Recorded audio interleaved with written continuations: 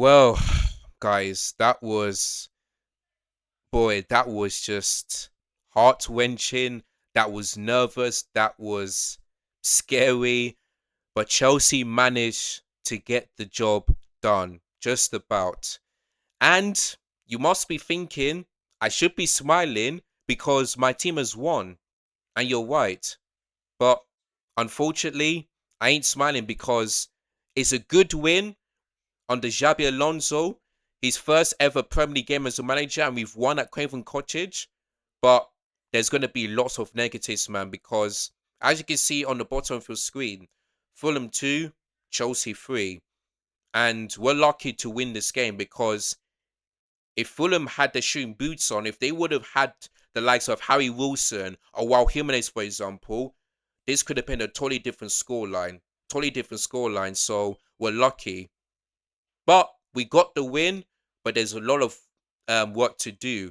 So yeah, in this video, I'm going to be giving you guys the analysis of the game, talking about the players, Xabi Alonso, what went well and what went wrong, and yeah, that's basically it. So make sure you guys like, share, comment, and subscribe if you haven't done so already. So yeah, on our first Premier League game, we started with a back three. So Josh Achapon, Maxwell Car started on his Premier League debut for Chelsea, and Levi Colwill. Then we had the midfield four of Gusto on the right, Hate on the left, then the midfield of Lavia and Reece James. There's no Caicedo and there's no Palestra because they had setbacks, unfortunately, so it's too much to risk. Then we had the front three of Rogers on the left, Palmer on the right, and João Pedro up top. So he went to a back three. He knows it worked in pre-season and it worked today. But like I said, a few lots of negatives. But we opened a score win 32 seconds in,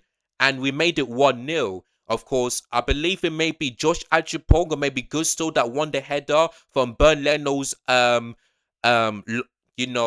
distribution. But then as soon as that happens, it feds the ball into Palmer. Palmer finds João Pedro. He's in the space.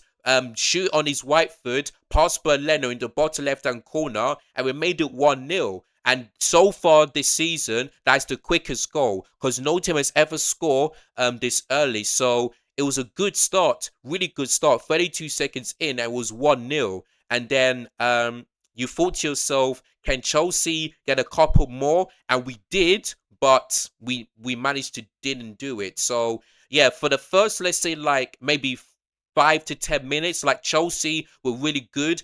Like there were times where we were playing one touch, like Cole Palmer with a back heel to find João Pedro. He had a shot that went well wide. So Chelsea started off really good. But then after that, we took our foot off the gas, and Fulham were the better side. You know, they were every time we were on the ball. Fulham were pressing us. You know, whenever Palmer was on the ball, there was basically two Fulham, so they were trying to compress our attack and the midfield.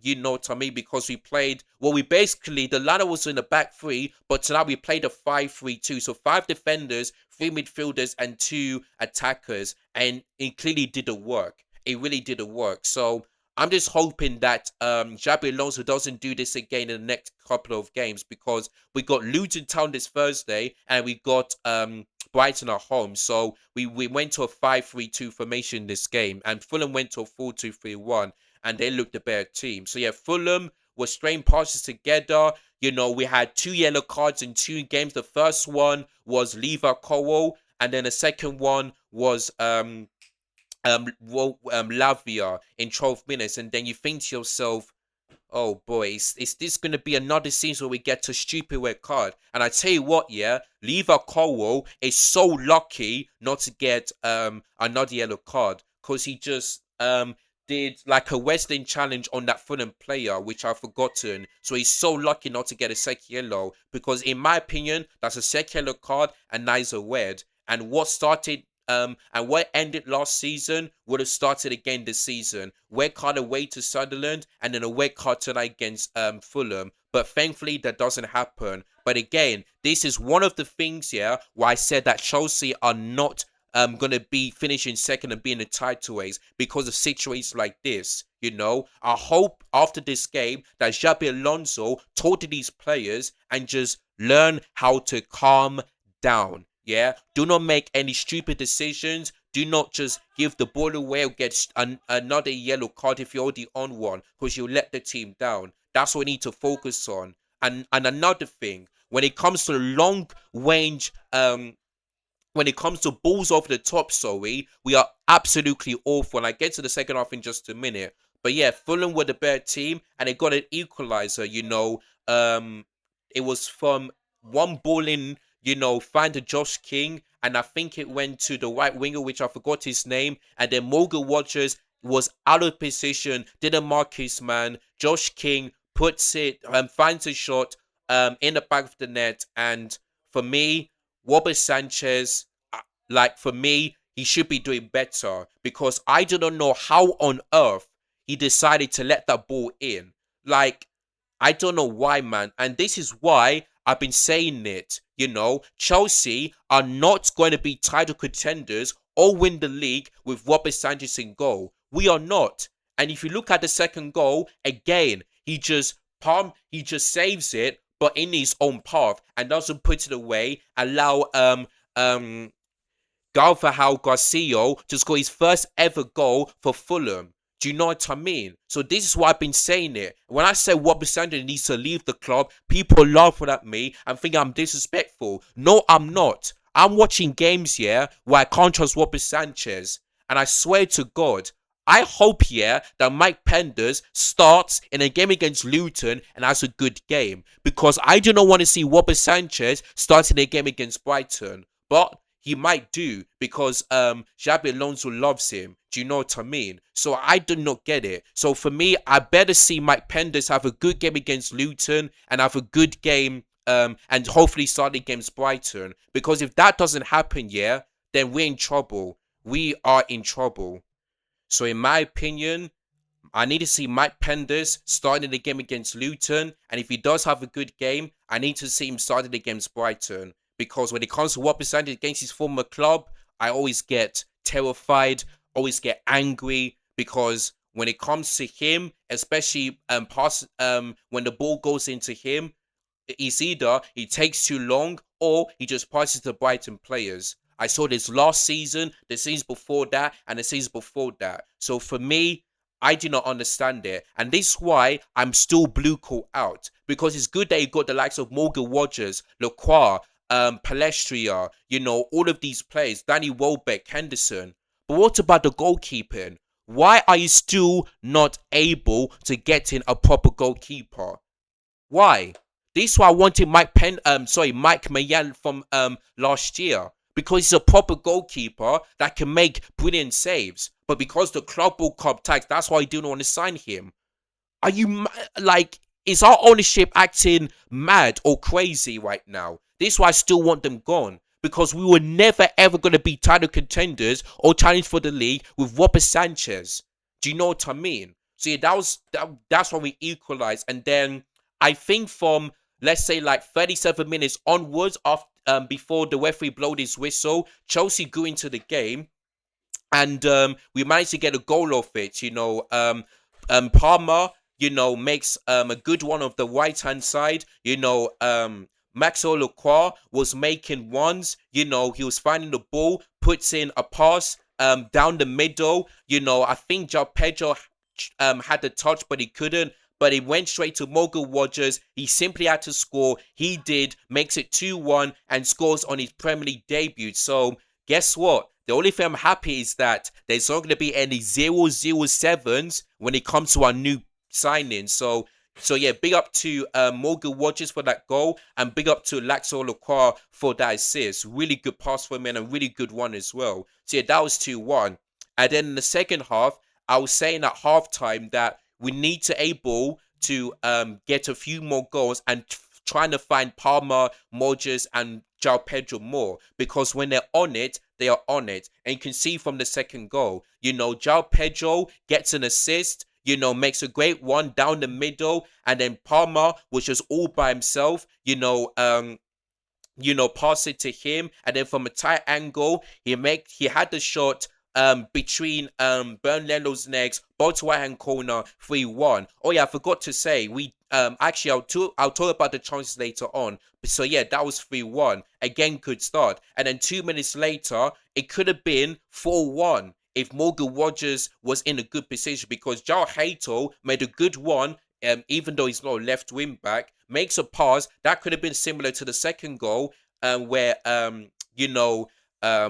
Lakar made that pass. So that could have been another one, but there you go. And then when you think here that Chelsea are going to win this comfortably, you are wrong. Because like I mentioned before, Robert Sanchez once again just instead of him just making sure that the ball is out of play, he just does this and the ball reaches to Garcia and then in the back of the net. And I'm thinking, why is Sanchez doing this, man? And last season, I picked up Sanchez. You know, he did really well before Moreski got sacked. But I still wanted a proper goalkeeper. And people still laughing at me, telling me I'm disrespectful.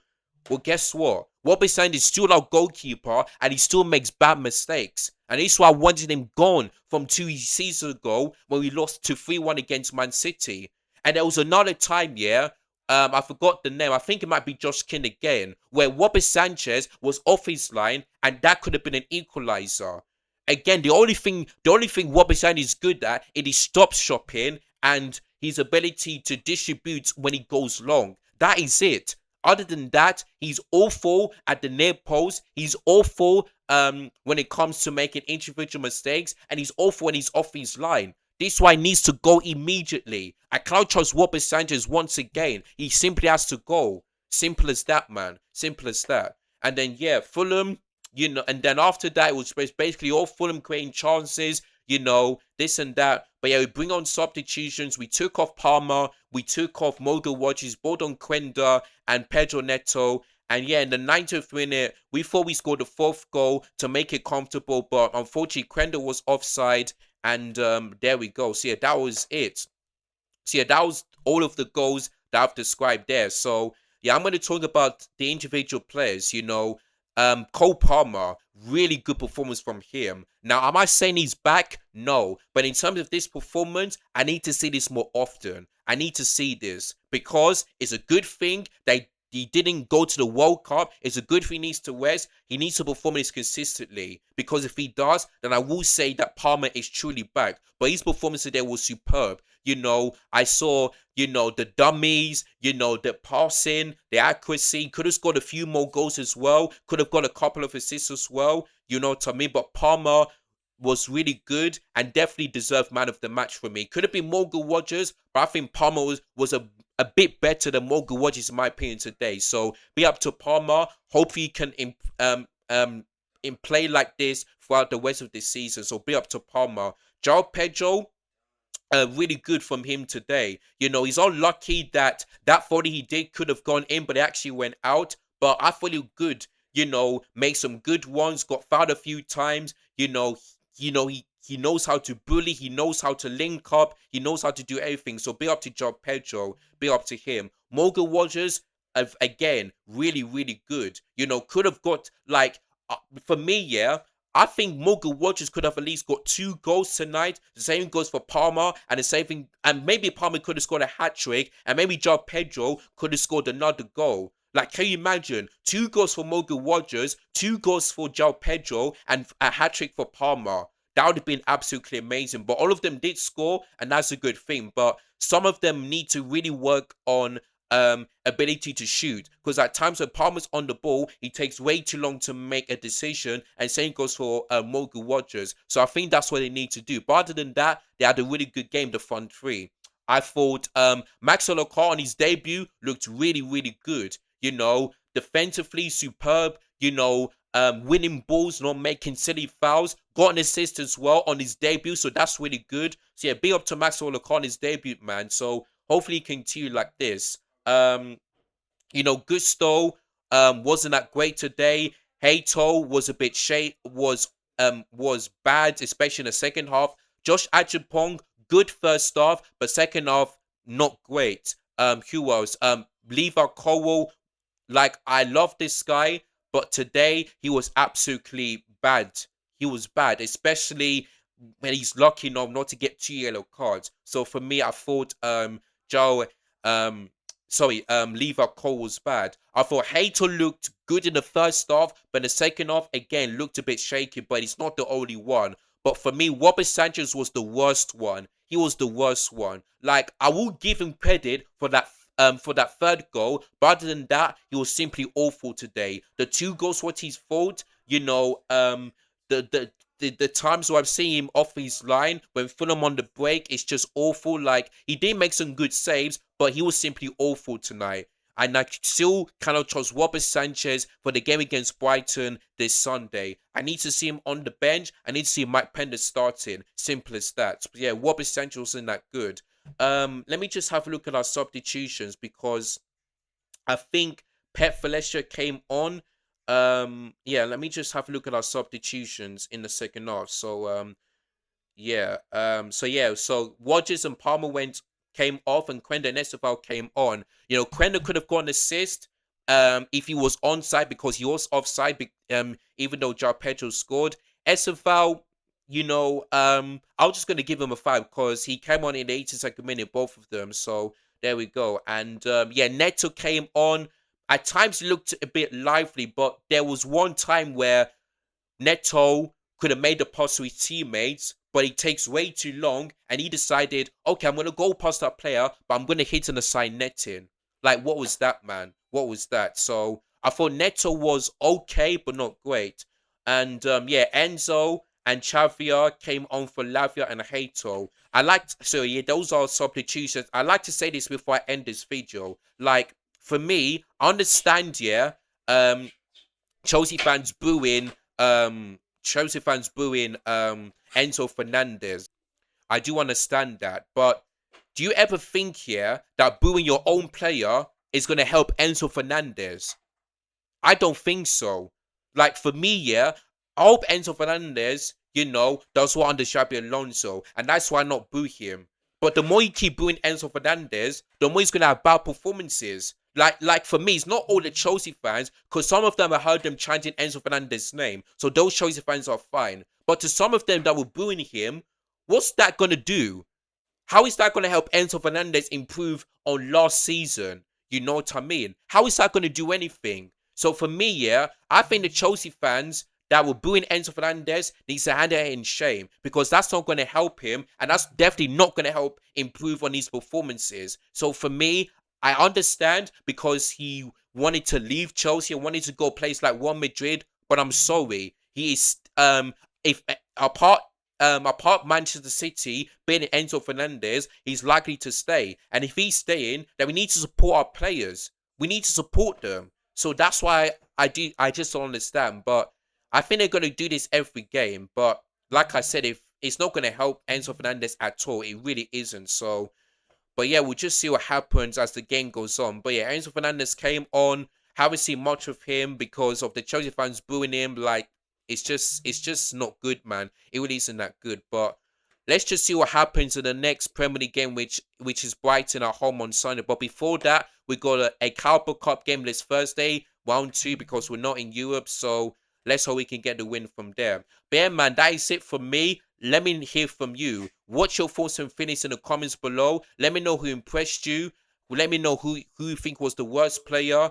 And yeah, just let me know your thoughts and feelings in the comments below. So yeah, that is Fulham 2, Chelsea 3 match reaction. Good win, but lots of negatives. A lot of us to improve on. So we'll see what happens in the next couple of games. But guys, thank you guys so much for watching. Don't forget to like, share, comment, subscribe. It's your boy Elijah here, and I'll see you guys very soon. Take care, and as always, up the Chels.